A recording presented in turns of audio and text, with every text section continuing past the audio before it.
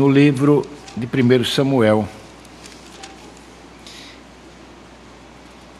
1 Samuel capítulo 6, versículos de 1 a 9.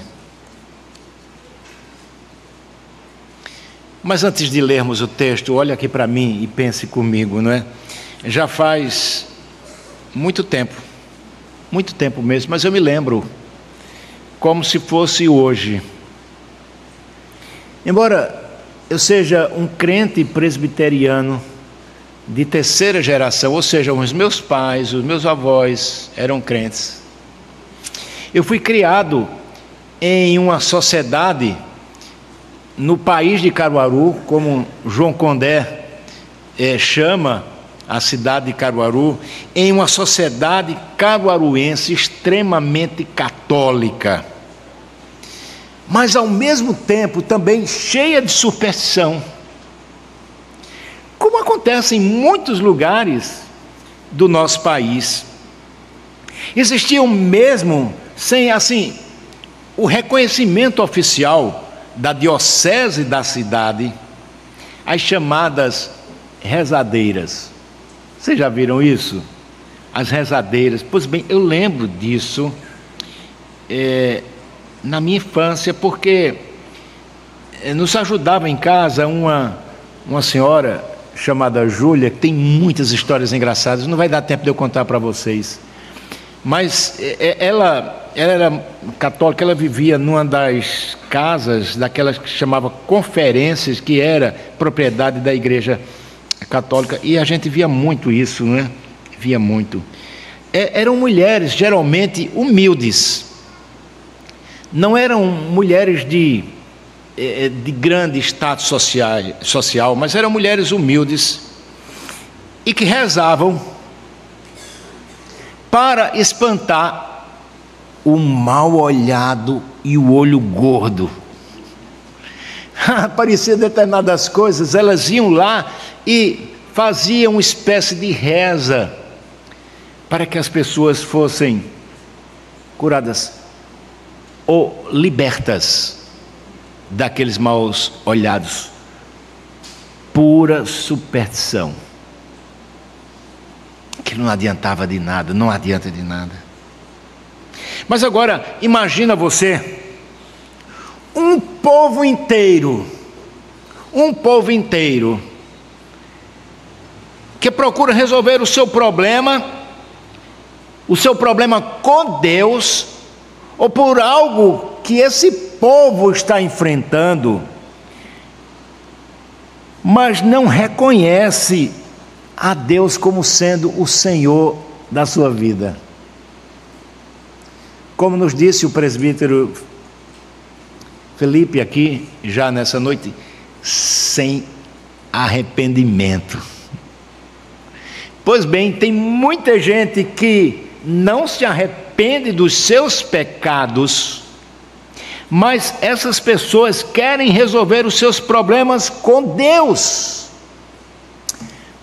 Pois foi exatamente isso que um povo da atual faixa de Gaza em Israel fez. Era ali em que viviam, naquela faixa de terra, os chamados filisteus. E eles estavam recebendo sobre si o juízo de Deus. Mas ao invés de se arrependerem, eles quiseram manipular a Deus. E esse episódio então nos mostra que ainda hoje as pessoas tentam fazer isso. Nós tentamos fazer isso, sabe disso? Fala-se que um grande teólogo do século XX, o século passado, discípulo de Karl Barth, que foi considerado o maior teólogo do século XX, um teólogo chamado Rudolf Bultmann, era professor na universidade ali na Suíça, e ele então propõe aos seus alunos no dia seguinte uma aula sobre Deus, e ele desafia então os seus alunos a virem no outro dia prontos a confeccionarem um Deus, através da percepção de cada pessoa de quem era Deus. É assim que acontece, então, muitas vezes. Nós procuramos resolver os nossos problemas sem nos arrependermos dos nossos pecados. E deixa eu dizer uma coisa, não vai dar certo. Então, abra a sua Bíblia no primeiro livro de Samuel, capítulo 6, versículo de 1 a 9. E veja o que nos diz o texto, acompanhe a leitura que eu vou fazer. Diz assim: 7 meses esteve a arca do Senhor na terra dos filisteus.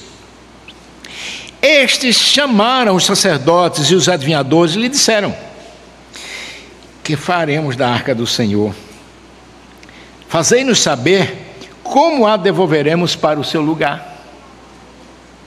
Responderam eles: quando enviardes a arca do Deus de Israel, não a envieis vazia, porém enviá-la-eis ao seu Deus com uma oferta pela culpa. Até aí tudo bem, né? Uma oferta pela culpa, mas preste atenção no resultado, no final dessa narrativa.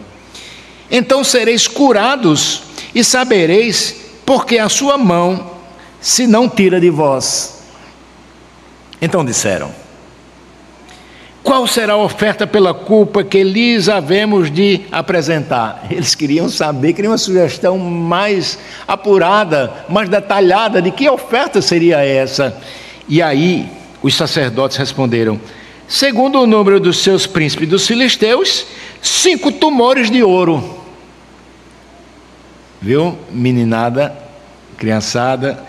Tumores de ouro e 5 ratos de ouro. Porquanto a praga é uma e a mesma sobre todos vós e sobre todos os vossos príncipes. Fazei umas imitações dos vossos tumores e dos vossos ratos, que andam destruindo a terra, e dai glória ao Deus de Israel. Porventura aliviará a sua mão de cima de vós, do vosso Deus e da vossa terra. Porque, pois, endurecieis o coração como os egípcios, e Faraó endureceram o coração? Porventura, depois de haverem tratado tão mal, não os deixaram ir, e eles não se foram? Agora, pois, fazeis um carro novo. Tomai 2 vacas com crias, sobre as quais não se pôs ainda jugo, e atai-as ao carro. Seus bezerros levar-vos-ei para casa. Então tomai a arca do Senhor, e ponde-a sobre o carro, e metei num cofre, e ao seu lado as figuras de ouro que haveis de entregar como oferta pela culpa, e deixai-a ir. Reparai, se subir pelo caminho rumo ao território de Bet-Simes, foi ele que nos fez esse grande mal. E se não, saberemos que não foi a sua mão que nos feriu, foi o casual o que nos sucedeu. Vamos orar? Senhor, tua palavra foi lida. Um texto, sem dúvida alguma, cheio de enigmas, mas que o Senhor nos abençoe na interpretação dele, que possamos entendê-lo para a honra e para a glória do Senhor. Em nome de Jesus, amém. Já deu para ver, não é? A história é estranha, não muito comum. Mas observe que o capítulo 4 desse livro de 1 Samuel relata que a arca da aliança, ela foi capturada pelos filisteus em uma batalha sangrenta que causou a morte de aproximadamente 30.000 homens. Uma grande carnificina. E a arca então foi levada pelos filisteus, e o texto nos fala que ela passou no território dos filisteus, ou seja, na faixa de Gaza ali, como já dissemos a vocês, aproximadamente. 7 meses. 7 meses. Durante esse tempo, várias cidades daquela região, várias cidades sofreram com pragas, até que perceberam que não dava para eles conviverem com aquele infortúnio já há 7 meses. Para onde a arca se movimentava e aonde ela pousava, os seus habitantes ficavam cheios de tumores. Então eles quiseram se livrar daquilo, como eu disse outrora, que era um troféu, para que eles apresentassem a todos, dizendo: nós vencemos a Yahvé, o Deus de Israel. O nosso Deus derrotou ao Deus de Israel. Então eles não poderiam conviver com aquela situação incômoda e decidiram: não, vamos devolver, não está servindo não, a gente está tendo problemas com isso, porque eles vão dizer: é o Deus de Israel que está irado conosco, que está irado com o nosso Deus, Dagon, e se nós devolvermos a arca, nós ficaremos livres disso. Essa então era a ideia de que a ira do Deus de Israel sobre os filisteus, essa ira seria apaziguada com a devolução daquilo que não era deles. Pois bem, nesse capítulo 6 nós encontramos que os homens começam a discutir o que devem fazer, e eles buscam então os conselheiros. Todo reino tem conselheiros, todo governo tem conselheiros. E então eles procuraram saber do conselho daquelas 5 cidades, lembram que eu falei para vocês no sermão passado? Então eles queriam saber o que é que eles deveriam fazer, e os sacerdotes dos filisteus sugeriram uma saída: enviar ofertas em formas de animais, em formas de tumores, a fim de que a ira de Deus pudesse ser aplacada. Na verdade, eles não se arrependeram por absolutamente nada daquilo que eles fizeram.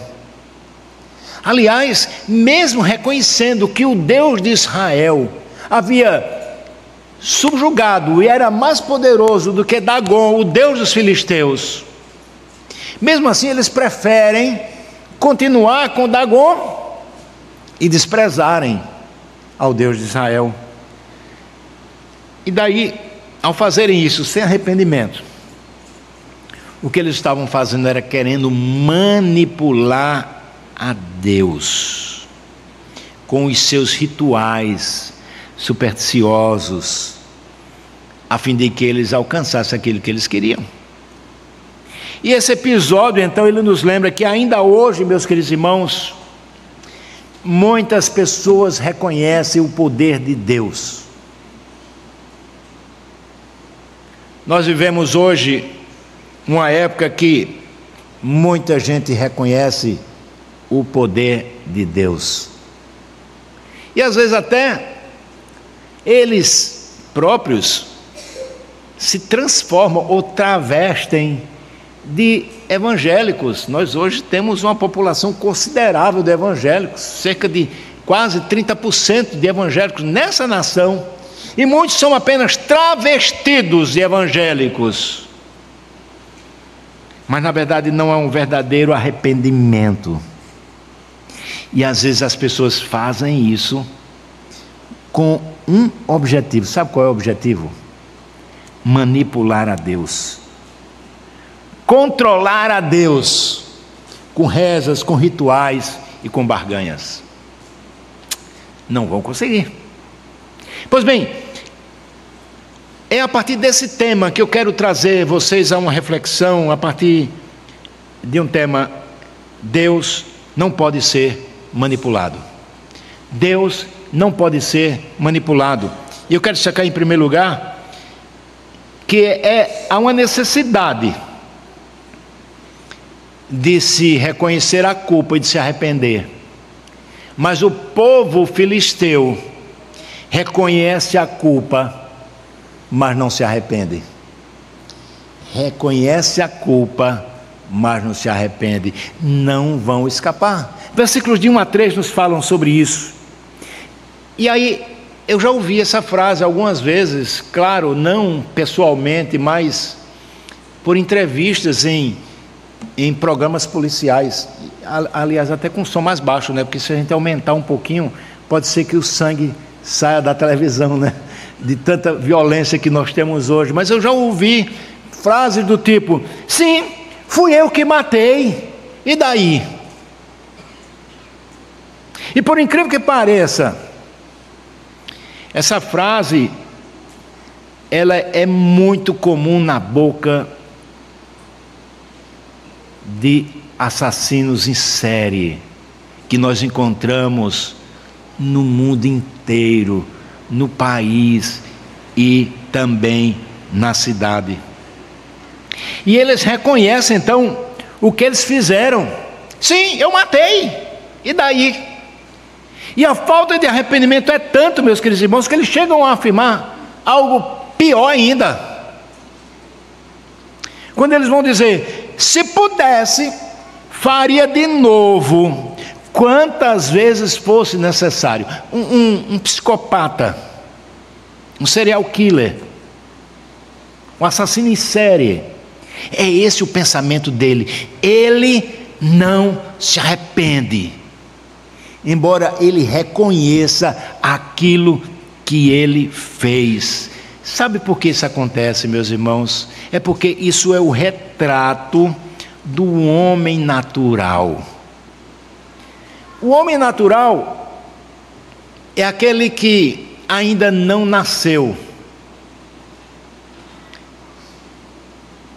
novamente. Ele não foi encontrado pelo seu Jesus. Então ele continua morto em seus delitos e pecados. Para ele não tem diferença viver no pecado ou viver para Cristo. E o homem natural, ele vai se envolvendo com essas questões de uma forma tal que a maldade lhe é comum. Ele se acostuma àquelas coisas ruins. Pois bem, era assim que viviam os filisteus. Um comentarista do Antigo Testamento, chamado Robert Schilson, ele vai afirmar que esse capítulo 6 do livro de 1 Samuel relata como a arca voltou ao território de Israel. Ela estava na região dos filisteus. Mas então esse capítulo 6 mostra como ela voltou ao território de Israel, mas a sua volta não aconteceu sem incidentes. E nós vamos ver que incidentes foram esses durante esse capítulo 6, nesse primeiro momento, os versículos de 1 a 9. O destaque, meus irmãos, é que a arca não voltou imediatamente ao local de onde deveria estar, aliás, de onde não deveria ter saído. E é interessante que o retorno desta arca ao seu lugar, ela se demora por muito tempo. Nós estamos vivendo aqui os tempos de Samuel. Depois de Samuel vem Saul, que é ungido rei. Ele reinou 40 anos, né? E depois vem Davi, e só no reinado de Davi é que a arca é levada para Jerusalém, para o seu lugar definitivo. Mas enquanto isso não aconteceu, diversos fatores aconteceram ali.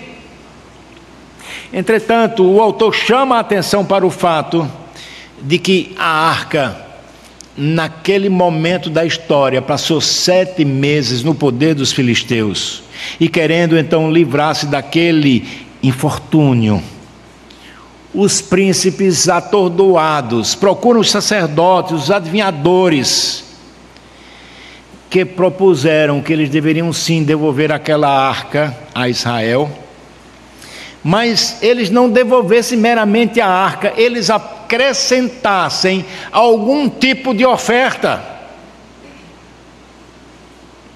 Essa oferta era exatamente pela culpa que eles admitiam ter.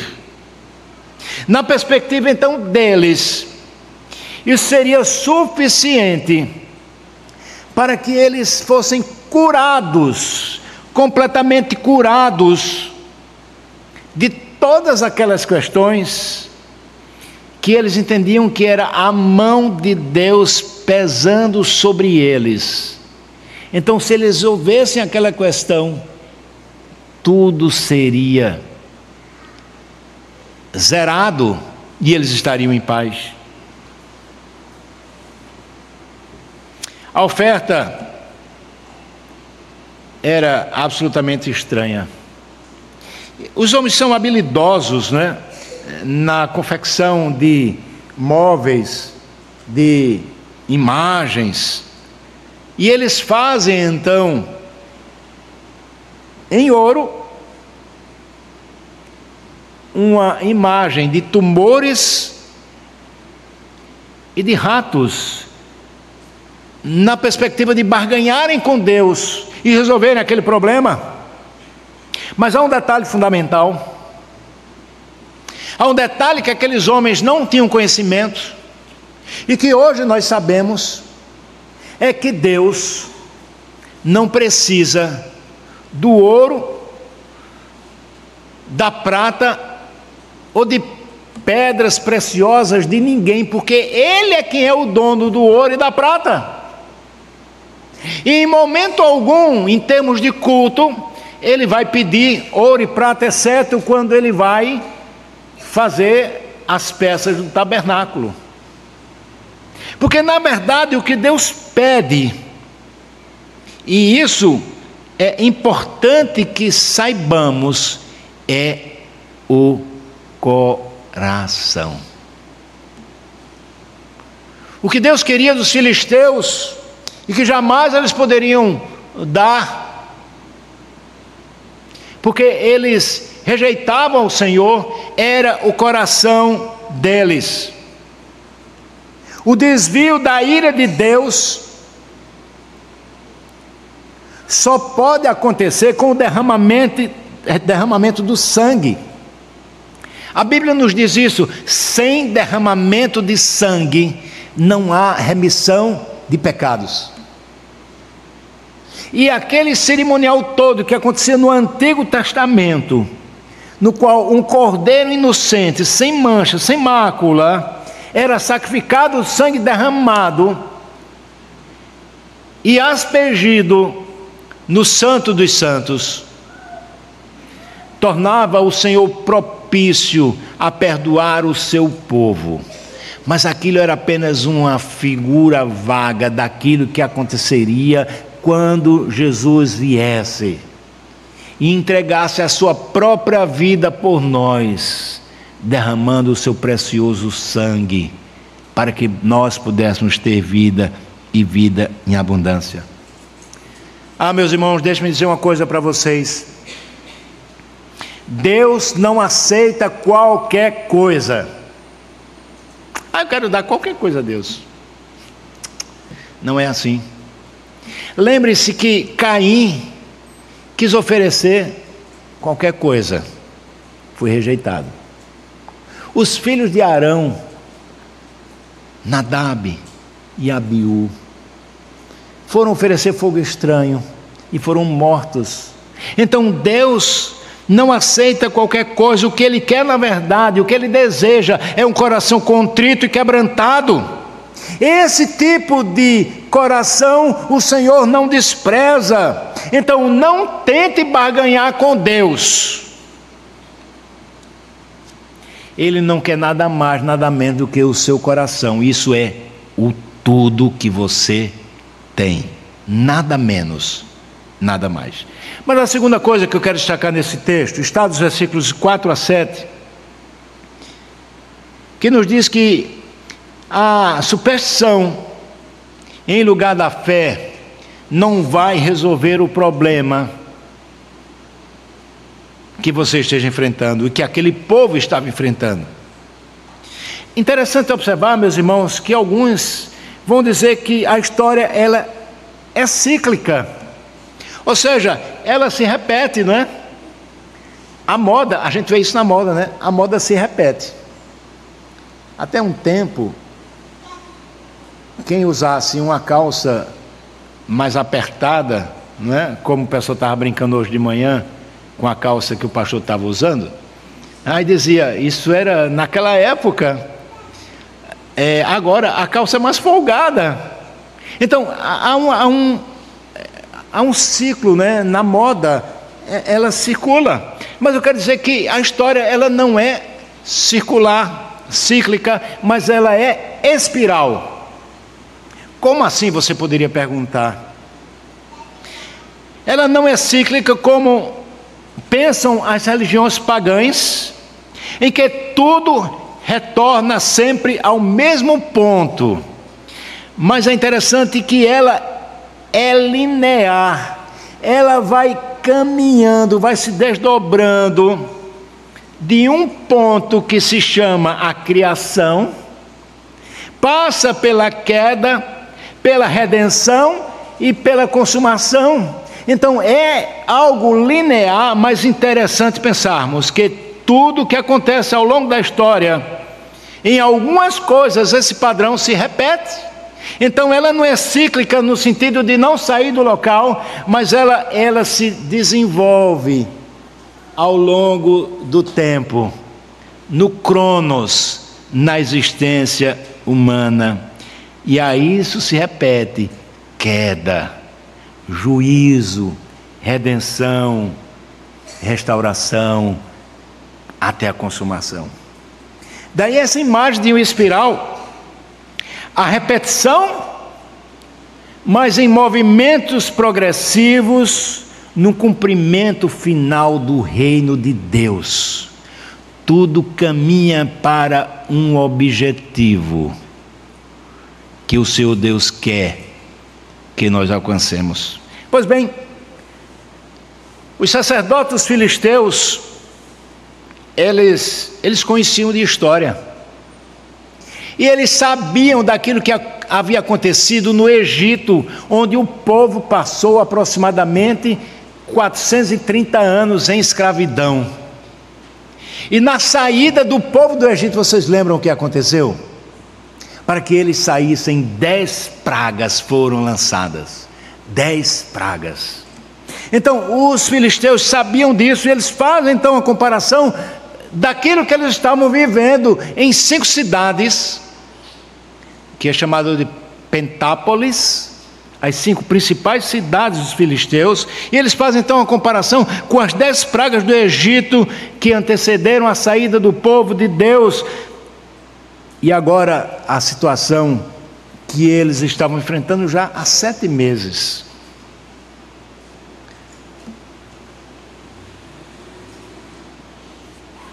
Tomados então dessa superstição, eles decidiram enviar junto com a arca as imagens de ouro, representando os tumores que os homens daquelas 5 cidades experimentaram, bem como mais 5 ratos. A oferta deveria então simbolizar os castigos do Deus de Israel, que havia afligido o povo dos filisteus, a todo aquele povo. E isso então era o que motivava-os a fazer aquele tipo de oferta que Deus não havia pedido. Ao invés de fazerem aquilo que era correto, ou seja, se arrependerem, porque eles já tinham admitido a culpa, eles preferem manipular a Deus, como eles faziam com os seus deuses também. Eles manipulavam os seus deuses e achavam que poderiam manipular também ao Deus de Israel, o único Deus vivo e verdadeiro, Criador de todas as coisas, e isso então não daria certo, eles não obteriam sucesso. Interessante que eles fazem isso. Eles colocam então a Arca da Aliança sobre um carro novo, construído recentemente, puxado por 2 vacas recém-paridas. E aqui tem muita coisa a pensar sobre isso. 2 vacas que nunca haviam recebido o jugo sobre as suas costas. E eles deveriam então pegar os bezerros dessas vacas recém-paridas, levá-los para a casa deles, e as vacas deveriam sair puxando a Arca da Aliança para o território de Israel. E aquilo era um teste. Aquilo era um teste. Eu vou explicar esse teste a seguir, que é exatamente o nosso terceiro tópico do sermão. O primeiro, vimos que o reconhecimento da culpa sem arrependimento não vale de nada. O segundo, que a superstição em lugar da fé também não vai levar a nada. Em terceiro lugar, nós vamos ver a soberania de Deus sendo demonstrada ali. Meus irmãos, uma das características das vacas recém-paridas é que elas jamais abandonam a sua cria. Eu não sei se tem alguém aqui que já lidou com isso. Talvez o Wilson saiba alguma coisa dessa questão. Você não consegue apartar um bezerro da sua mãe. Então existia essa perspectiva. Por quê? Porque os filisteus, eles acreditavam que se aquelas vacas voltassem para a casa deles à procura dos bezerros, isso teria sido obra do acaso. E poderíamos pensar assim, de nenhuma chance de 10 vezes as vacas procurariam os seus bezerros. Então seria muito fácil concluir: olha, isso foi uma obra do acaso, não tem nada a ver com Deus de Israel. Mas, se em vez delas voltassem para a casa onde estavam os bezerros, elas agissem contra a própria natureza, próprio instinto do animal, e elas seguissem rumo ao território de Bet-Semes, ficaria provado então que aquilo que aconteceu ali foi a mão de Deus, a mão de Yahvé, o Deus de Israel, o Deus da aliança, que estava por trás de todos os acontecimentos, como de fato estava, porque Ele é soberano, Ele governa. E o resultado foi que as vacas seguiram então firmemente para Bet-Semes, sem se desviarem, sem voltarem para trás. Deus, na sua soberania, as conduziu. Aqueles animais irracionais, contra o instinto delas, e as conduziu para o território de Israel. Então, meus irmãos, nós podemos ver que o Senhor demonstrou que o seu juízo sobre aquele povo e sobre todas as coisas é exercido pela sua soberania, através da sua providência, e que não existe essa de sorte, de acaso. Lembra da música dos Titãs, né? O acaso vai me proteger. Não existe acasos.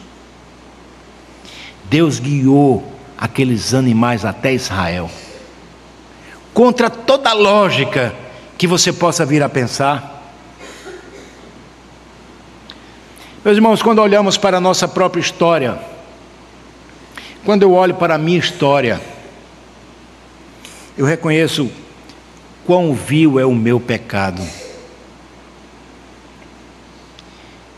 E eu concluo que eu nada poderia fazer para evitar que merecidamente eu fosse lançado no inferno. E essa é a visão do próprio apóstolo Paulo, quando ele olha para si mesmo, ele diz que Cristo veio salvar os pecadores, dos quais ele era o principal. Nós somos maus por natureza e precisamos de Cristo. Você que ainda não tem a Jesus no seu coração, você precisa de Jesus, porque você nada vai poder fazer para resolver a sua vida, porque por mais longa que ela seja aqui nesse mundo, a Bíblia nos diz 70 anos, 80 anos, o que passar disso é canseiro e enfado. Mês passado, tive uma tia que morreu com 101 anos. Muito tempo, né? Nada diante da eternidade. Uma gota d'água no oceano. Você não pode resolver o seu problema. Por isso Deus mandou Jesus para consertar a nossa história. O soberano do universo, em seu amor, em sua misericórdia e graça, então, Ele nos deu o seu Filho Jesus Cristo, o nosso Redentor, que tornou aquilo que era impossível para os homens em algo possível, que perdoou os nossos pecados e nos deu a vida eterna, não porque nós merecêssemos, mas porque Ele nos amou profundamente antes da fundação do mundo. Depois então de explicar todas essas questões, eu quero fazer algumas lições para a sua vida, para a minha vida. A primeira lição: não tente comprar as bênçãos de Deus com práticas espúrias, nem com barganhas ridículas, pois Deus não pode ser manipulado. Entendeu? Nem pelo seu dinheiro. Ah, eu sou dizimista. Lembram daquele fariseu que sobe para orar juntamente com um publicano? Os dois sobem. O fariseu então ele ora de si para si mesmo: eu graças te dou, Senhor, que não sou como esses tais. Eu dou o dízimo. Olha, querendo comprar a Deus, barganhar com Deus. E tem muita gente que faz isso em muitas igrejas por aí afora. Adentram as portas, levam as suas ofertas para comprar a bênção de Deus. Não comprarão a bênção de Deus.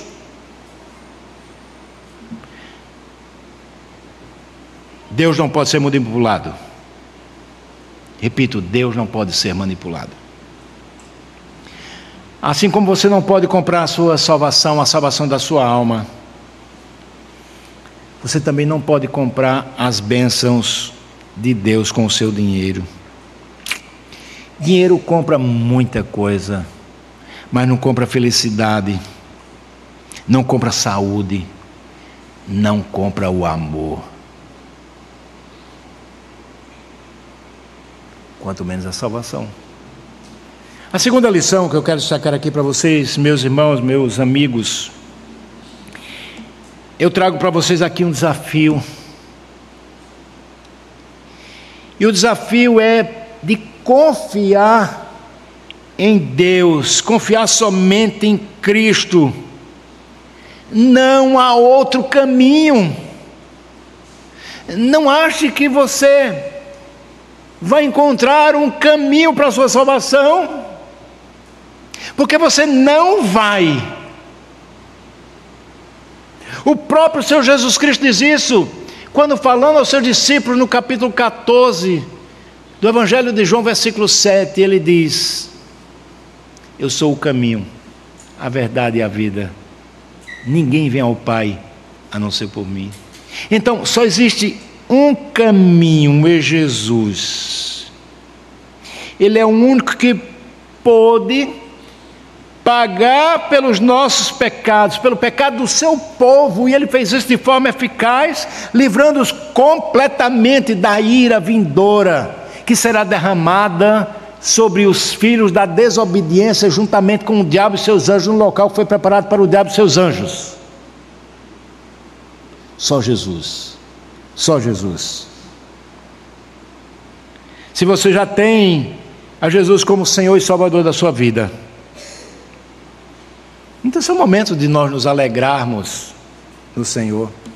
Se ainda você não o recebeu, eu quero dizer que é uma oportunidade para você hoje de você receber a Jesus como Senhor da sua vida. A Bíblia nos diz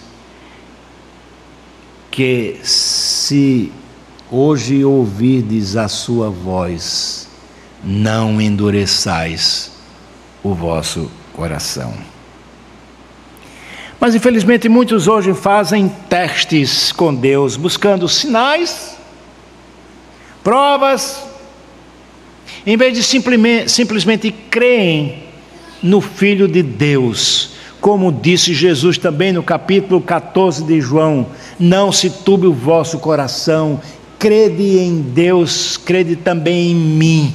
Na casa do meu Pai há muitas moradas, se assim não for, eu vou-lhe teria dito, pois vou preparar-vos lugar, e quando eu for e vos preparar lugar, eu voltarei, e vos receberei para mim mesmo, para onde quer que eu estou, estejais vós também. Simplesmente crê em Jesus. A terceira e última lição, por incrível que pareça, em pleno século 21, muitas pessoas, inclusive algumas que se dizem crentes, eu às vezes uso a expressão que minha cunhada já falecida usava, algumas que se queixam de ser crentes, porque tem aqueles que se queixam de ser crentes, não é?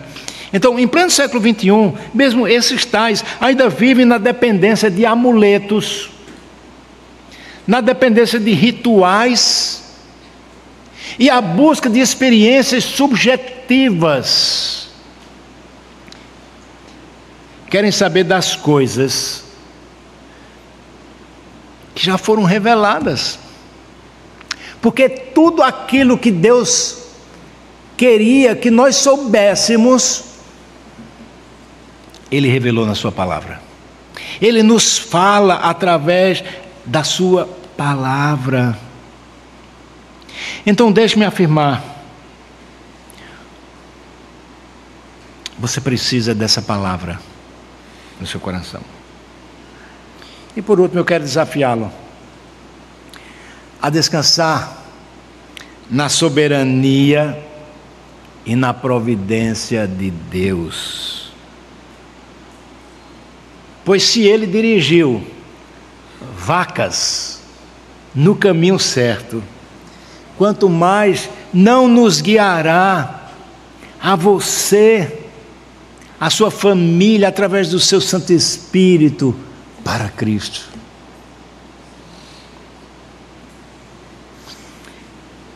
Concluindo agora, definitivamente, pode vir o pessoal da música.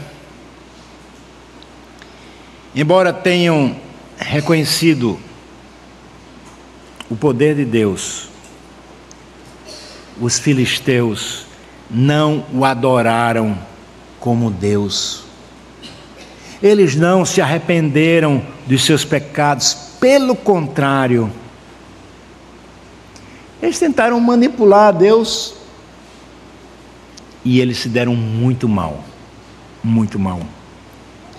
Hoje, porém, pelo sangue de Jesus, nós temos livre acesso ao trono da graça por um novo e vivo caminho.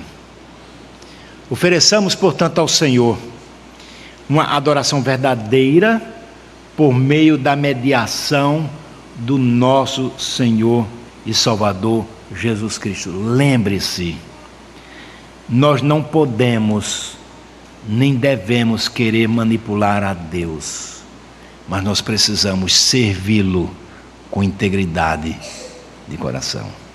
Que Deus nos abençoe.